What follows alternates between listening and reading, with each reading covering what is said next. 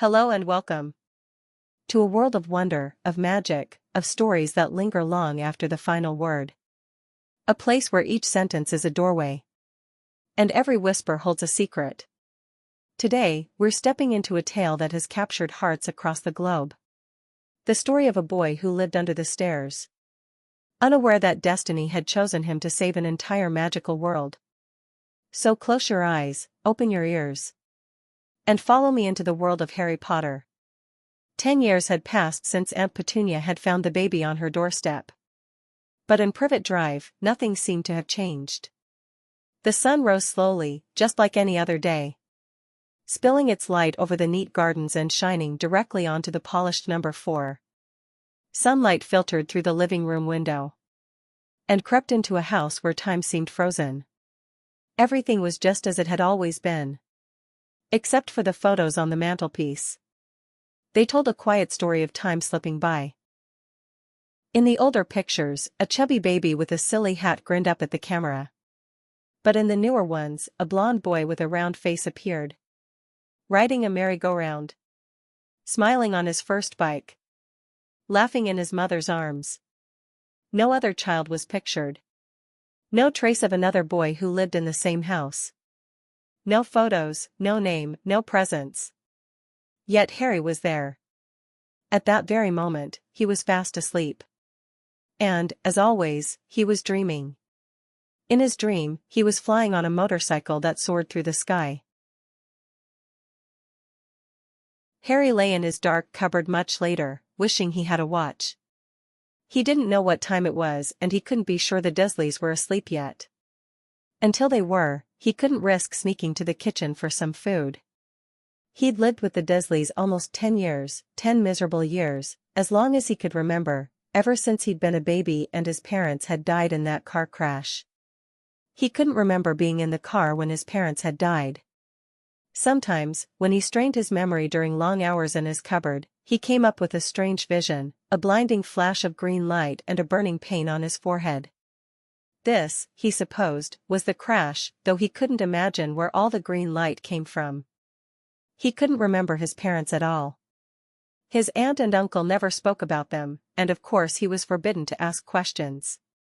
There were no photographs of them in the house. When he had been younger, he had dreamed and dreamed of some unknown relation coming to take him away, but it had never happened. The Dursleys were his only family.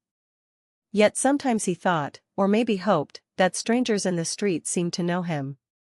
Very strange strangers they were, too. A tiny man in a violet top hat had bowed to him once while out shopping with Aunt Petunia and Dudley. After asking furiously if he knew the man, Aunt Petunia had rushed him out of the shop without buying anything. A wild-looking old woman dressed all in green had waved merrily at him once on a bus. A bald man in a very long purple coat had actually shaken his hand in the street the other day and then walked away without a word. The weirdest thing about all these people was the way they seemed to vanish the second Harry tried to get a closer look. At school, Harry had no one. Everybody knew that Dudley's gang hated that odd Harry Potter in his baggy old clothes and broken glasses, and nobody liked to disagree with Dudley's gang.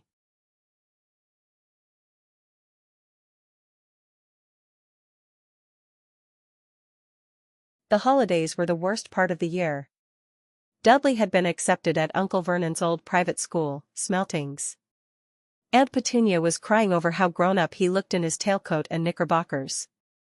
Harry, on the other hand, was going to Stonewall High, the local public school. Dudley had a brand new uniform with a smelting stick, a knobless stick for hitting people with. He and Uncle Vernon thought this was very funny. Harry, meanwhile, was expected to wear Dudley's old clothes, which were so large that Harry looked like he was wearing a tent. "Don't be stupid," snapped Uncle Vernon when Harry had dared to ask if he could have new clothes too. "Wear what you're given." But even that wasn't the worst of it. A week before the school term started, strange things began to happen around Harry again. One morning, Aunt Petunia had tried to force him into a revolting old jumper of Dudley's, brown with orange puffballs. The harder she tried to pull it over his head, the smaller it seemed to become, until it might have fitted a hand puppet, but certainly not Harry. It must have shrunk in the wash. Petunia snapped, giving Harry a suspicious look. On another occasion, Aunt Petunia had cut Harry's hair so short he was almost bald, except for his fringe, which she left to hide that horrible scar. Dudley had laughed himself silly at Harry, who spent the entire night imagining what the other kids at Stonewall High would say. But by the next morning, his hair looked just as it had before Aunt Petunia had sheared it off. She screamed and then gave him a 10-minute beating with the frying pan. Then the day at the zoo had been the most surprising of all. It had been Dudley's birthday, and Harry had been allowed to come along because Mrs. Figg had broken her leg and couldn't look after him. The Dursleys had taken Dudley and his best friend Piers Polkiss, and reluctantly included Harry. At the zoo, things went mostly as expected. Dudley threw a tantrum when he didn't get the biggest chocolate ice cream, and Piers complained about the smell of the animals. But everything changed when they reached the reptile house. They stood in front of a huge snake that lay coiled up and appeared to be sleeping. Dudley pressed his face to the glass and banged on it, whining when the snake didn't move. "He's boring." Dudley moaned and moved away. That's when it happened. Harry stepped closer to the glass, looking into the snake's sleepy eyes. He wasn't sure why, but he felt a strange connection with it. He whispered, "Sorry about him. He doesn't understand what it's like." The snake blinked slowly. Then, to Harry's astonishment, it nodded. He stared. He hadn't imagined it. The snake really had nodded. And then it slid slowly toward him, raised its head to Harry's level, and winked. Harry gasped and looked around. No one else had noticed. He turned back, and with a sudden flick of its tail, the snake was gone. And so was the glass.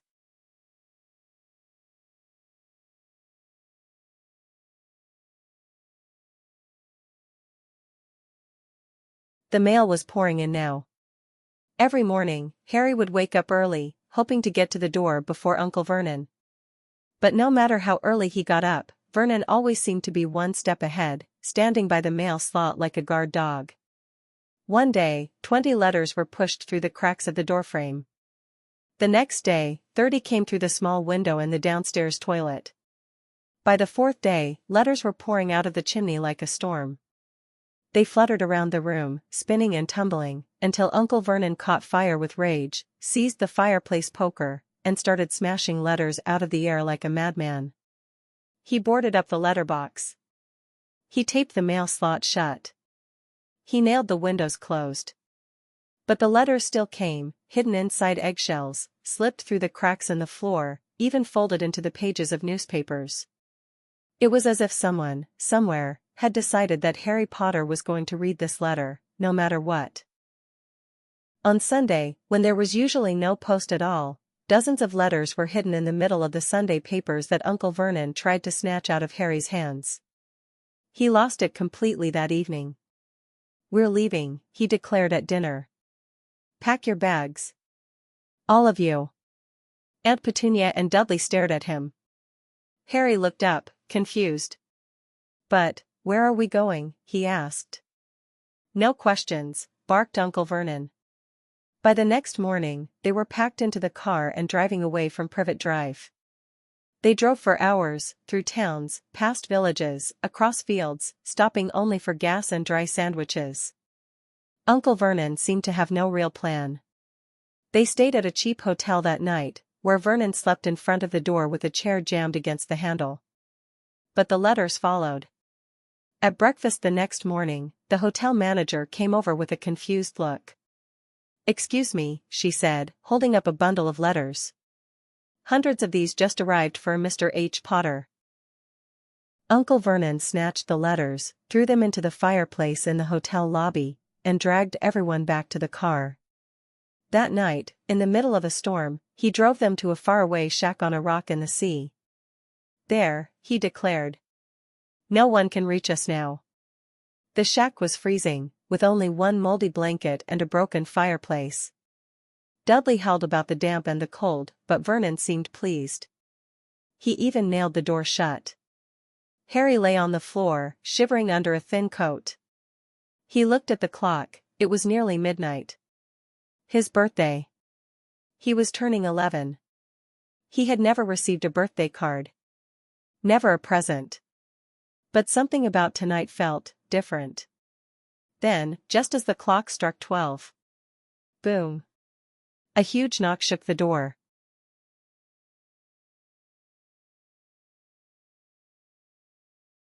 There was a second boom. Then a third. The door rattled on its hinges. "Who's there?"